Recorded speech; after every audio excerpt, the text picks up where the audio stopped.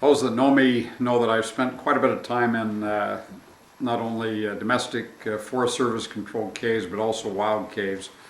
1986, one of the very first trips we took when I became a varsity scout coach was up to Dragon's Back Cave between Mill Creek Canyon and Parley's Canyon. And you hike in, but you go in the cave about 40 feet. It's kind of an angled opening about like this, but about 20 feet high. We went in there and then it drops off vertically about 60 feet. And as we got the rope set up to do this and harnesses, one of the older boys, Matt Lineback, he got over the edge up to here, and he got scared to death and climbed back up out of there and says, "I can't do this." He was just a little too scared. So Mike Spence says, "I'll go down." He was one of the younger boys. And he went down, and after he went down and people could see the lights at the bottom and where it was and that he could do it, then everybody was comfortable.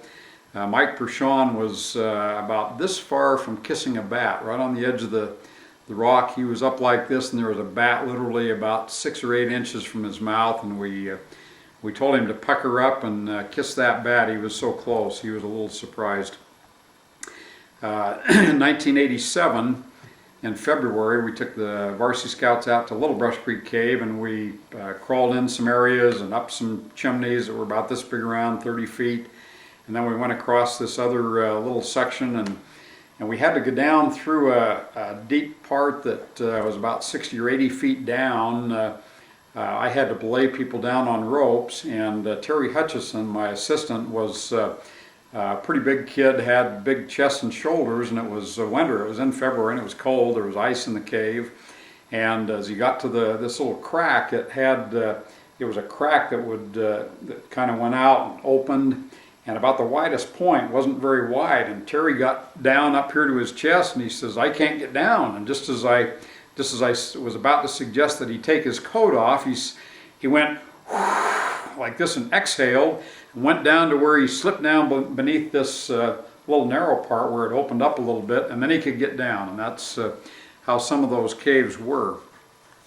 One time we were up the year later up at Logan Cave, and Logan Cave there's some sections where you're in water, and you're up about thigh deep in water, and it's cold. And there's one boy, Daniel Spence, that was exceptionally small for his age, so I had him on my back, and I was leaning over and wasn't watching. We came to a kind of a low section, and I just jammed right into it, and of course it stopped me dead. And I thought, "Oh, that was bad." And I went on, and about a minute later I thought, "Wow, it must really be hot in this cave. I'm really sweating." I went like this, and my hand was just covered with blood. I'd cut my head and didn't even realize it, and it was bleeding all over the place. There's a photo of that.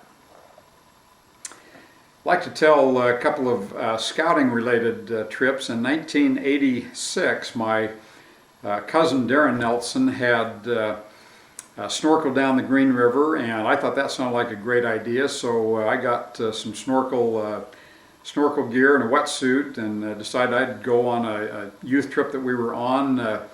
Tried to get some of the men to go, but none of them were interested in doing it. I think they were a little spooked, but of snorkeling 7 miles down the Green River. But it was just like a moving picture show. It was very, very interesting. And partway down, I heard I would come up to clear my mask about every 10 or 15 minutes, and I heard somebody yell, "Hey, scuba man, we've lost our pole. We'll give you $5 to help us find it."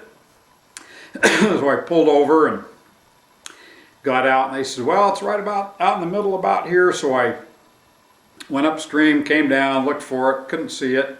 They said, "We've got an idea. We'll take our raft up and we'll come down, then we'll just anchor, and there's a rope on the back of the raft here, and we'll just you come out, grab a hold of the rope, and then you can just go back and forth, and you'll have a chance to see the pole and get the pole." And I said, "All right." So they went up, got the raft out there, anchored the raft. I went out, came down, grabbed a hold of the rope, and I started going back and forth, looking for it. Pretty soon we were moving, and I came up, and the guy says, "Oh hell, our anchor rope's broken." I said, "You guys better get down to Little Hole. You're losing equipment so fast you won't have anything left." I'll tell you about the baptism of Joe Tippett. This wasn't the real baptism, but in 1993 on a hike up Lone Peak, on the way back we were coming down Bells Canyon, which was the route that we always took. It was the most difficult route, but it was a great route. We were coming back down, and we got down to a section on Bells Canyon Creek, and all that water comes right off the snowfields, and it's just icy cold. And there was a spot where the river was about, the stream, it's not really very big, but it was about 2.5 or 3 feet deep. And so I decided right on the spot, I said, I'll give $5 to the first guy that totally immerses himself in that water. Boy, Joe, before you could say John the Baptist, Joe ripped his pack off and ran in there. He was afraid somebody was going to beat him to it. And he went in the water and he came out, and it was, I knew exactly what it would do to him because I'd been in the lake at Georgetown Lake in Montana up to here, and it was mighty icy. Anyway, that was the baptism of Joe Tippett. One time when we were down at the Naval Training Center, I'll title this one The Fist Fight at the Naval Training Center.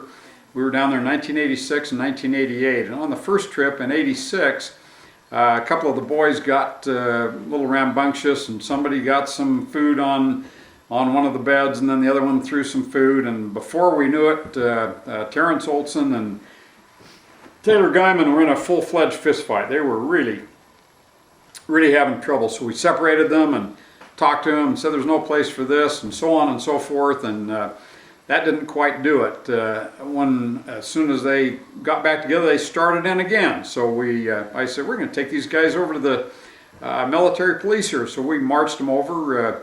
Rob Peterson and Terry Hutchison and I, we went over, and I went in and talked to one of the officers there. He's a black guy, about 45 years old, pretty big guy, and I said, we got a couple of guys over here that are fighting and having a fist fight, and I said, do you think you can talk some sense into them here? And he says, oh yeah, I think I can. And he had a black glove on with the fingers cut out right here, and so he sat them down in a lounge. Of course, they weren't sure what to do. They were 14 years old, and they weren't sure what they were in for, but this guy says, you guys like to fight? And he kept hitting his fist like, he says, you guys like to fight? And I says, no. And he says, well then how come you're fighting? He says, well, because he did that, and he did that, and he said this, and he said that. And he says, well, if you guys like to fight, he says, I'm old, but I'll fight you. He says, I'll tie one hand behind my back, and I'll fight you guys. They're both kind of shaking their heads like this, and he pointed at Terrence, and he says, I think you need to fight me. And Terrence says, well, what about him? To Taylor Guyman, and this officer pointed up to a Navy guy, and he was about 6'6", an exceptionally tall guy. He says, oh, my friend here will take care of him. They talked a little bit more, and they said, you know something, you're on a federal facility here, a military facility. He said, if I hear any more fighting, you're gonna have to fight me, and then I'm gonna throw you in the jail when I get through beating the tar out of you. Well, he didn't say tar. And anyway, those guys were scared to death. They were as good as gold the rest of the trip.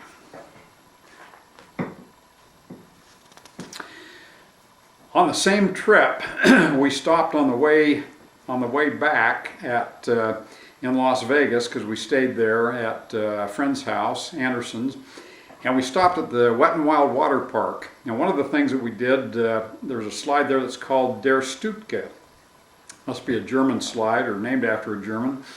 Anyway, the slide's 100 feet tall, and it just comes down. You'll see a picture of it. Before I got my swimming suit on, I decided I'd take some pictures of some of our guys coming off, and some of them came down there, but there was a young girl that came down. She was only about 22 or 3 maybe, and she was pretty big. She was a little heavy. And when she came down, there was a pool, and on the side, people would line up there with their cameras to take pictures of everybody. I was about the last one in line. And as she came down, the slide's only about 20 inches wide, and it has high sides, but they put a little water down there to keep it lubricated. And when she came down, she filled the whole slide up, and she just swept it clean, just like it was a windshield wiper. And when she got about halfway down the slide, she got so much speed that there was just a wall of water in front of her. She just went, and so she got to the bottom. There was just a wall of water. You couldn't even see her, and it just came flying up and just drenched everybody that was taking photos. I jumped back a couple of spots and still got a little bit of water on me, and that was the Der Stutke slide. I'll tell about the attack of the 8-foot gorilla. When we purchased our home in 1978 in Granite, I was up there in the early part of the year. It was about May and about March, and I was cleaning out the basement, some of the wood, and I was burning some of the wood in the basement fireplace.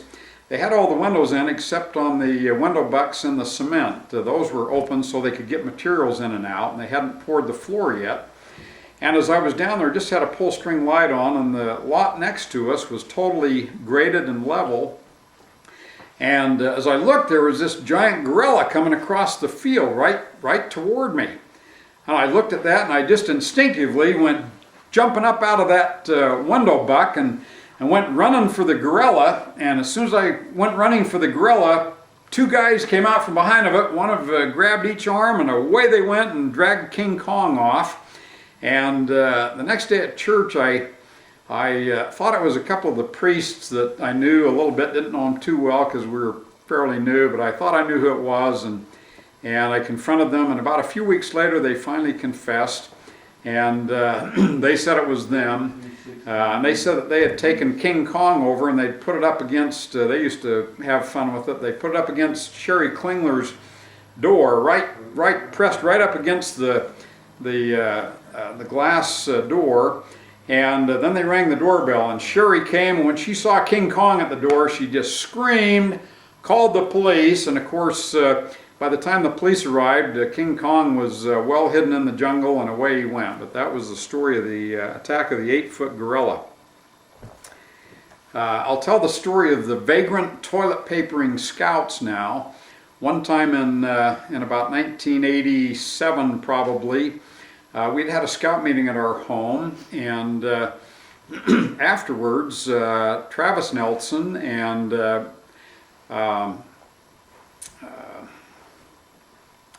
Brian Peterson and Jeremy Strong had intended to sleep out at our house. And at about 10 o'clock or 10:15, they weren't there. All of their sleeping bags and pillows were on the deck, but they weren't there. And so I wondered where they were and looked around. They weren't there, so I drove around the neighborhood a little bit, couldn't find them. But I did happen to notice that over at Trent Williams' house, and he wasn't their favorite friend or scout, but over at Trent Williams' house, their house was totally toilet papered and just a mess. And I thought, oh, those boys are out there doing something. So I still couldn't see them there or anywhere else. So I drove home and got a real cunning idea. Decided that we brought all of their sleeping bags and pillows inside the family room. And then Joan and I went around and locked all the doors and all the windows, made sure everything was locked up tighter than a drum. And pretty soon, about 11 o'clock, we heard them, we turned off all the lights too. And pretty soon we heard them come home, and as they came home, they came to the front door, but it was locked. And as quick as they came to the front door and checked it, I went downstairs, and when they stepped off the porch, I turned on valve number 1, which soaked them as they were out on the grass, and they ran and went around the back, and they went up on the deck, and they tried all the, they didn't try our bedroom door because they didn't want to sneak through there thinking they'd get caught, but they tried the other 2 deck doors and couldn't get in, so they went down, and they were in the process of trying to knock on Colette's window to let them in because they'd already tried Travis's window and it was locked, although I think he kept it loose most of the time. So they knocked on Colette's window. Well, about that time they were right in the bullseye of valve number 3. So I turned on valve number 3, bzzz, on come the sprinklers, and they did not know where to run to get away from them, and they got soaked. Meantime, after that happened, we ran upstairs and had slight compassion, so we unlocked the front door, and we heard them when they were after the second sprinklers. We heard them say, "Something's really fishy going on here. This is really fishy." Anyway, so then they came to the front door, but we were ready for them. Joan and I were hiding down on the stairs so that our heads were down below the floor level on the stairs. And as they came in, we were as they were gonna tippy-toe past to get their sleeping bags, which they could see in the family room through the locked deck door. I was gonna grab them by the ankles and just send them through the roof. But as they came in the door, I couldn't. It was getting so funny. I couldn't hold it any longer. I was gonna start laughing, and so I just let out a giant roar. And just scared them to death. And as they all three bounced back against the door and the wall, Jeremy Strong's hand just happened to flip the light switch on, and their eyes were just as big as saucers, and they were just scared to death. We got the last laugh on them.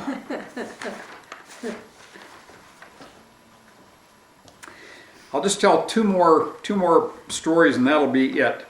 This was Joan's idea, I'm pretty sure. This one was on for April Fools.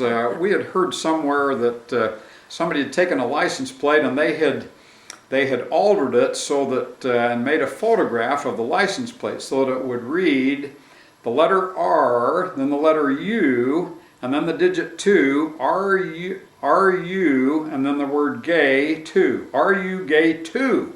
And so we made these colored license plates. They were the skier license plates, and that's how they read, and they looked just like a license plate. And so we color photocopied about 6 or 7 of these, and we went around to all of our friends and put one of these on the backs of their license plates. Some of them we had to sneak into their garages and put them on, and some of them found them real quick, but fortunately we zinged the best of the bunch. Craig Fairclough, who's always teasing everybody, he didn't happen to notice that plate was on there, and he came out, he went through most of the day, and he finally discovered it when he came out from an appointment at the Macy's home offices, and he looked back there and he sees the license plate on his car that said, "Are you gay too?" Said to himself, "What the crap?"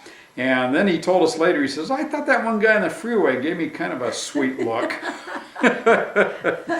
Well, that's the April Fool's joke. And then I'll tell the story of the Wingers 1 pound of ribs story. Back in about 1998, maybe a little before that, Joan and I went to dinner over at Wingers, and I was a little hungry, so we looked on the menu and I saw one of their choices of 1 pound of wings. I thought, well, that sounds good, so I ordered a pound of wings. And when the pound of wings came out, it was just a little pile of wings. And I said to Joan, "That is not a pound of wings." In fact, I called the waitress over and I said, "Come here." I said, "That is not a pound of wings." And she says, "Oh, well, the pound is the post-cooked or the pre-cooked weight. This is after they're cooked." And I said, "Well, first of all, they're mostly bones and they don't shrink that much." She says, "Well, I'll get the manager." I said, "All right." So the manager came over and he says, "Is there a problem here?" And I said, "Yeah, there sure is." I said, "That is not a pound of wings." He says, "Well, that's measured pre-cooked weight." And I said, I know. I said, "There's no way that I said, "These are bones mostly." I said, "That is not a pound of wings pre-cooked, post-cooked, post-eaten any other way. That is not a pound of wings." He says, "What do you want to do, weigh them?" And I said, "Sure, let's go." So I wasn't going to pick them up, so I waited till he picked up the plate of wings, and we marched right into the kitchen. He had his accurate scale right down to the 1/10 of an ounce. Set it at 0 with a clean plate, set the plate with the wings on there, and it read 8.6 ounces. And he says, "I'll be damned." And I said, he said, being a very poor manager and a very poor customer relations guy, he says, "Well, what do you want me to do about it?" And I said, "I don't know. Why don't you decide what you're going to do?" And I walked out of the kitchen, went back to the table. Well, it wasn't too long after. It would have been just about a minute or two later. Out came a plate of wings, and I'm quite sure that it was at least 16 ounces of post-cooked wings.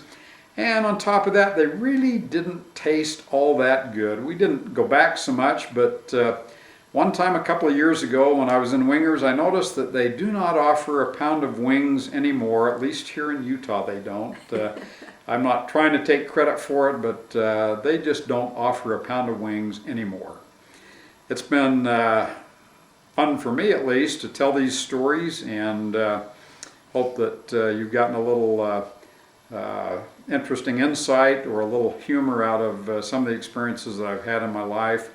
And that's only the first 60 years. There are bound to be more. So we'd like to just say that we've had a wonderful life, some challenges, but I think we all have to look for the pleasant and the positive and the humorous things in our lives, and I think we can look back and have quite an enjoyable life and quite a lot of wonderful memories if we'll search for them. And so those are some of my stories, at least the first 60 years.